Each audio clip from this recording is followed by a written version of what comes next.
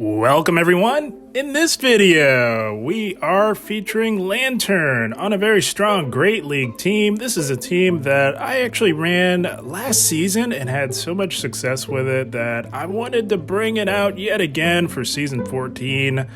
We all know by now Lanturn is powerful and solid as it gets for the Great League, mainly because it keeps Noctowl in check. And also on this team, as the safe swap, we've got Trevenant and Stunfisk. Yet another very solid answer to Noctowl, which we all know Noctowls are everywhere. So if you can have two amazing answers to it on your team, you are going to put yourself that much further ahead. G-Fisk, an amazing safe swap. And also on this team, Trevenant, the only Pokemon on this team that can do nothing to Noctowl, which is why it is on the lead. Trevenant, I've been using quite a bit of this season. I like it a lot. Yes, Noctowl absolutely dominates it, but Trevenant keeps Medicham in check, keeps Azumarill in check, has play against the Steel types, and keeps Swampert in check. Trevenant has tremendous value in the Great League, especially on the lead.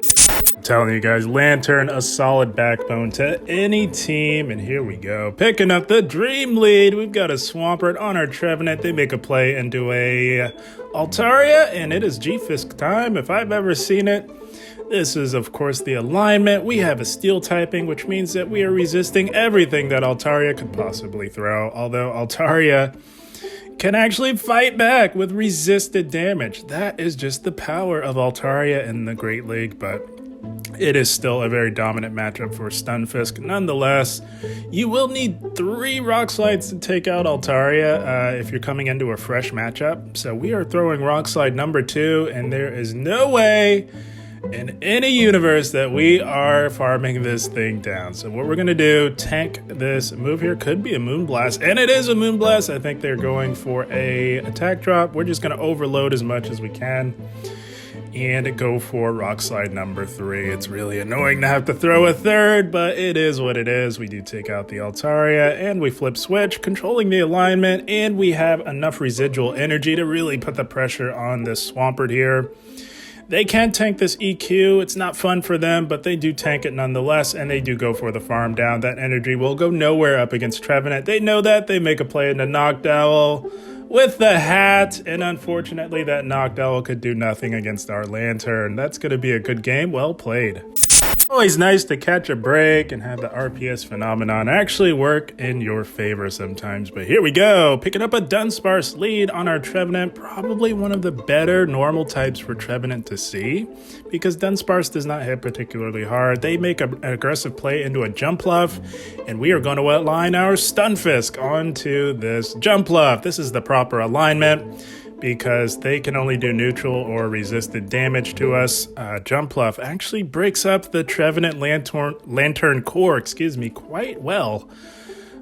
So thank goodness we had a solid answer to it. They go Energy Ball, hits us for some decent neutral damage, but we are still in the green. Gonna go for yet another Rock Slide. Jumpluff quite bulky, and if we weren't farming down Altaria, we are 100% not coming anywhere near farming down a Jumpluff, which is a triple resisting our fast move pressure. So yeah, we have to throw yet another Rock Slide on this Jumpluff, but we say bye-bye to the Jumpluff, and they do come back in with the Dunsparce. I don't think they will let us get to an EQ. We tried to go Rock Slide, but they do win the CMP tie. Likely going for that Drill Run, which will KO from this health range, but that's fine. We control the alignment. We definitely want the Dunsparce on our Trevenant. Trevenant's the best answer, and like I said, probably one of the better normal types for Trevenant to be aligned onto. And speaking of normal types, this is the worst normal type for Trevenant to see, and holy smokes, thank goodness we had a Lanturn in the back. We're looking at a Noctowl. They're going to throw this Shadow Ball.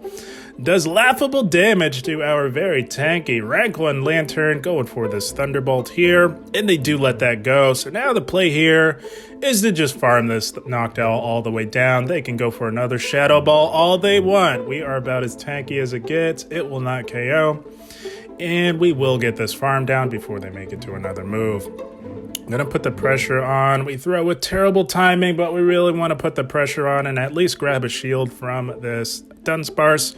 And we do grab a shield there, and they're going to throw immediately.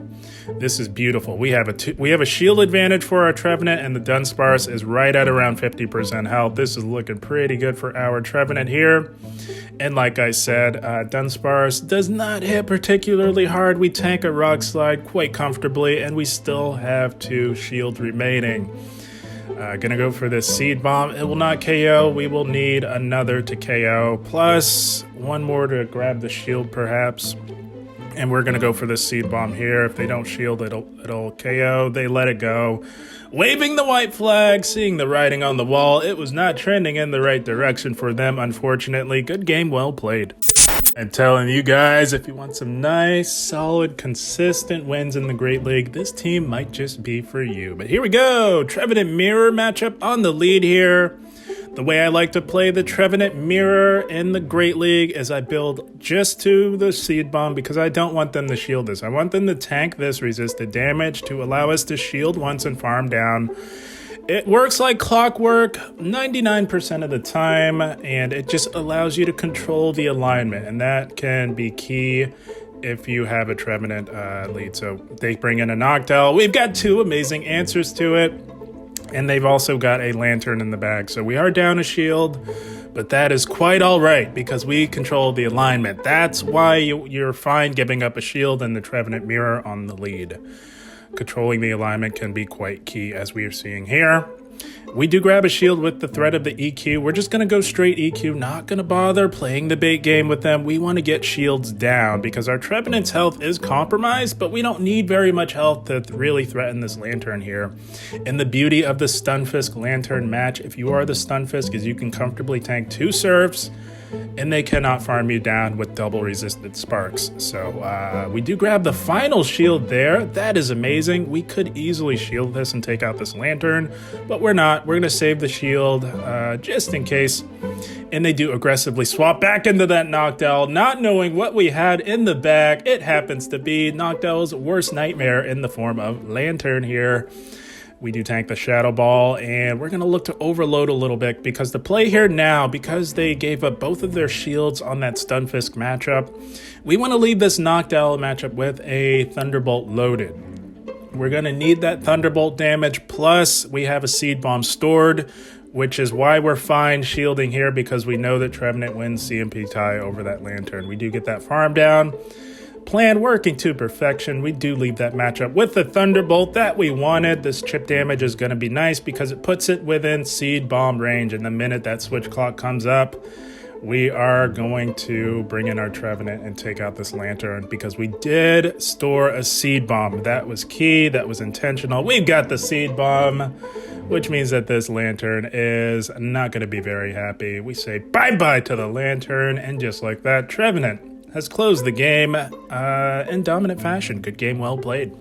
That last one came down to energy management and knowing your matchups, but we got it done in the end. Here we go, picking up a positive lead. Registeel, they make a play into a Trevenant. So I will have to admit to you guys, this team struggles a little bit up against the Trevenant safe swap. You have to stay in to chip and dip before making the play into Stunfisk, of course. You're never, ever going to bring in a Lanturn onto a Trevenant willingly. So, yeah, you have to chip the Trevenant safe swap to allow you to KO within 1 Rock Slide. And they're starting to shield because it looks like they don't want that Registeel anywhere near our Trevenant, and I don't blame them. Gonna shield up this Seed Bomb here. They are fighting us really hard. Gonna put the pressure on and either grab that final shield or flip switch with G-Fisk. They are really fighting hard for switch, so that's fine. Not gonna give them our final shield. We don't know what they have in the back. So what we're gonna do, come in, get a nice farm with our Trevenant and see what they have. It's a Noctowl, okay. So now we have to go into our Lanturn. We cannot let that Noctowl farm us down. We know that we have a pretty strong neutral matchup up against this Registeel, and we have the shield advantage. Gonna go for the first Thunderbolt here. We have not been debuffed. We have not been hit by a move yet, to be honest. So what we're gonna do, shield up this Zap Cannon That's going to hit us harder than whatever the Noctowl throws. And we did get the attack drop there. So we're going to go for another Thunderbolt, and it will not quite KO. And we cannot farm down. We're going to have to throw a Surf, and we know that we're going to have to tank a Zap Cannon in the process. So what the goal here is to really load up on energy and take this thing out with a Surf, and hope like heck that a Surf will be enough. After the attack drop here, we're going for the Surf here, and it's getting a little sweaty. Shields are down on both ends. We take out the Reggie. Our Lanturn is getting a bit low, guys. We have no shields. Gonna have to catch the move onto our Trevenant. Oh, we really had to make this play here, and they undercharge. That might be a misplay by them because they're gonna allow us to chip them. And this is huge for us, guys, because this chip damage will basically put it within Thunderbolt range. And not only did we have to catch the move to avoid the damage, but also to clear those debuffs. Thunderbolt doesn't quite KO, but we can spark this thing down, and holy smokes. Had to tap dance around that one, but we got that one done in the end. Good game, well played. Tell you, sometimes you just gotta dig deep and really find that win con, and we were able to do that in that last one. But here we go. Not the best lead in the world. Got a Sableye, but we can put in work with our Trevenant. What we want to do is chip the Sableye and put some pressure on it here. These Shadow Claws are not doing us any favors, but they do allow our Seed Bomb to go through. Foul Play would one-shot us from this health range, so we're not tanking that. We were fine to give up a shield here, and what we're going to try and do is go for this next Seed Bomb here. They're now going to have to shield, so not as dominant. It's pretty darn dominant for Sableye, but not as dominant as you might think. We've got this Sableye into the red. If you let Sableye get on a roll, it can absolutely wreak havoc on your team, as a lot of trainers will employ the 2-shield Sableye strategy and just allow it to just run right through your team. Not letting that happen. Gonna let this next Foul Play go as we do tank it, and we're just gonna overload a little bit here just to have some residual energy to threaten whatever comes in. It's likely that they have a Steel type in the back. We say bye-bye to the Sableye, and they do have a Steel type. It just makes perfect sense in terms of team building. The Steel types support Sableye's Charm weakness. And we grab the final shield from the Registeel, and they've got a Wall Rain in the back. We kind of lagged a little bit. Should have been able to get that Rock Slide off. That did not help us at all. And this could absolutely be a Hail Mary Earthquake. We will shield that out of caution, and thank goodness we did. That would have hit us a lot harder than a Zap Cannon from a Registeel. Gonna overload as much as possible and look to send the Wall Rain packing as we say bye-bye with a Thunderbolt, and now all they have left is that Reggie. And as we saw, we do tank a Zap Cannon pretty comfortably from this Registeel.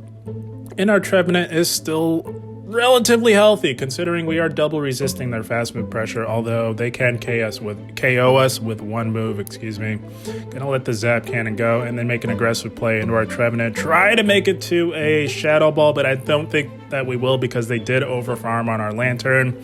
But we did get some very valuable Shadow Claw damage in and force them to throw the very expensive Focus Blast.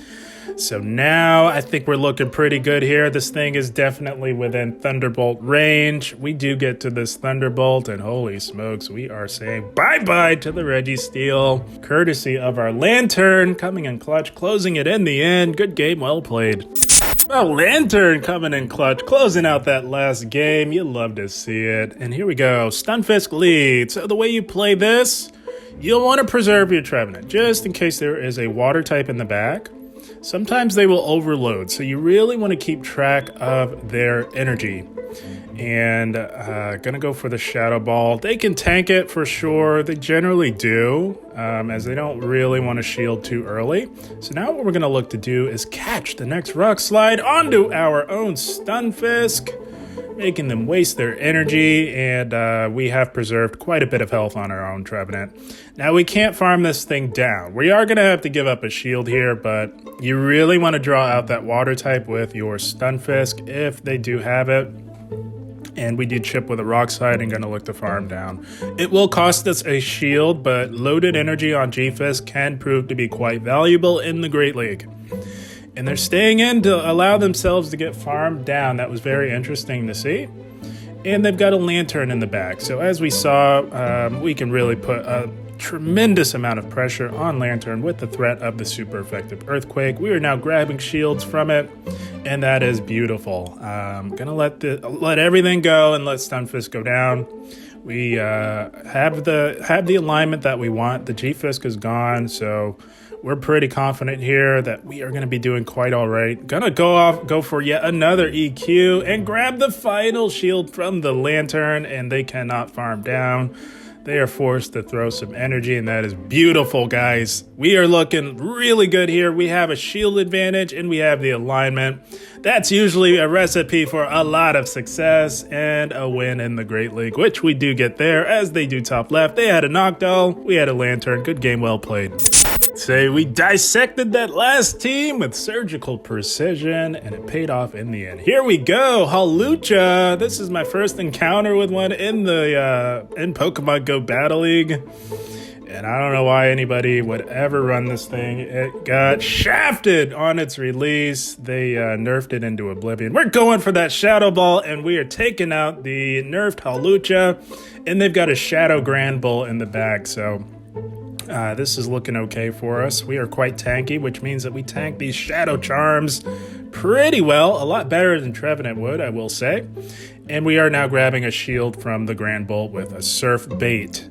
We will shield this up as well, even though we do have an amazing answer to this Shadow Charmer in the form of our G-Fisk. Gonna go for, they tried to catch, so we actually held on.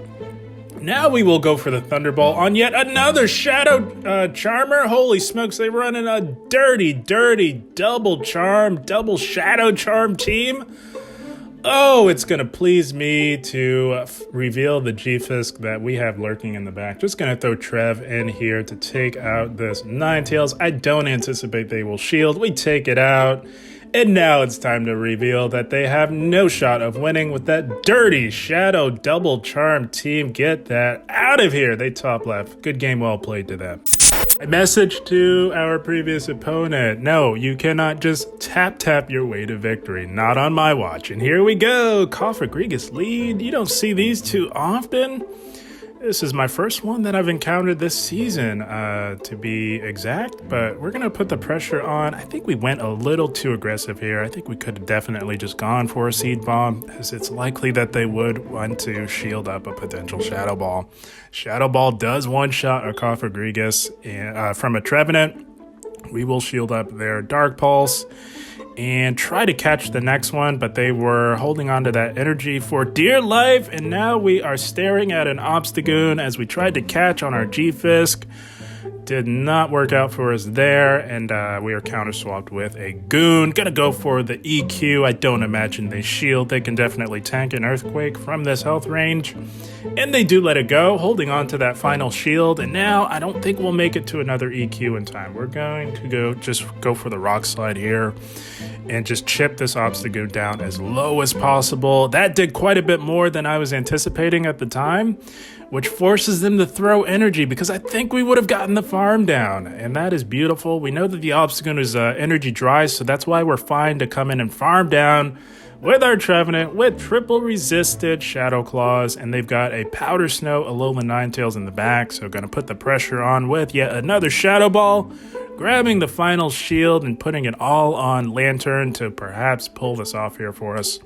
I was calculating what's going to do more, a Shadow Ball with Stab or a Dazzling Gleam with Stab. I decided that the Dazzling Gleam would do more, and we are not looking to take any more damage than necessary. Going to take out the Cofagrigus with a Surf, and now getting a little sweaty here. We're going to have to call this here.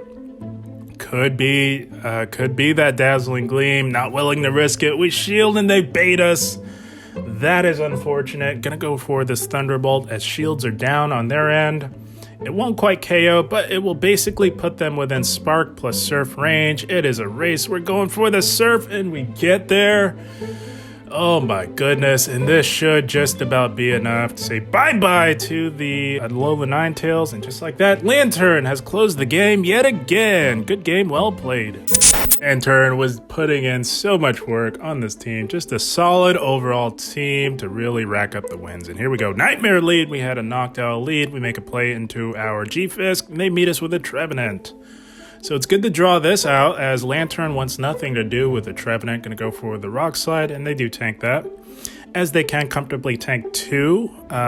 How comfortably really comes down to IVs, but they can tank 2. Gonna shield up the potential Shadow Ball, as they generally go right for it, but we get baited. That is awful. That is so bad and such a risky bait for them, but it worked out for them. They got our shield, and now we are grabbing shields from them.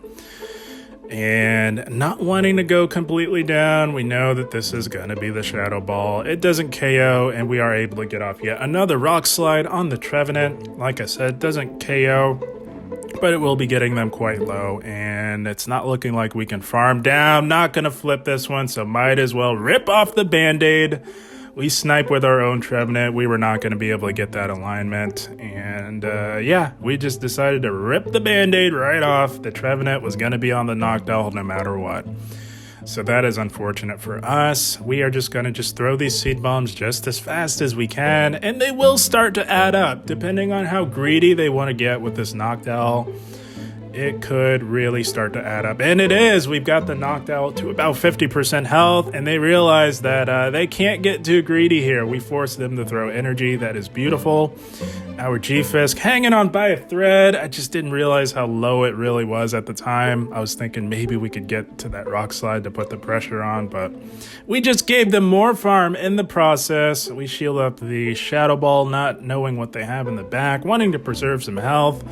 And the fact that they were staying in and willing to throw that Shadow Ball really started getting me thinking maybe we have a shot here. I don't know. They're trying to do something with his Noctowl, so I was really thinking maybe we had a shot. Gonna just take it out here. We're at about 50% health, and we have no shot. They had a fully healthy Lanturn up a shield. Couldn't quite get that one done in the end, unfortunately. So good game well played to our opponent, and that is the team, my friends. Like I said, this is a team that I did run last season, and wanted to remind you guys again that it is still very solid, as we've not had very many changes with this season here. So wanted to give you guys a good, strong, solid team to really help you rack up the wins. Very solid team that you can settle into. Trevenant has a lot of value on the lead, keeps a lot of key Pokemon in check, most notably Medicham, Azumarill, Swampert.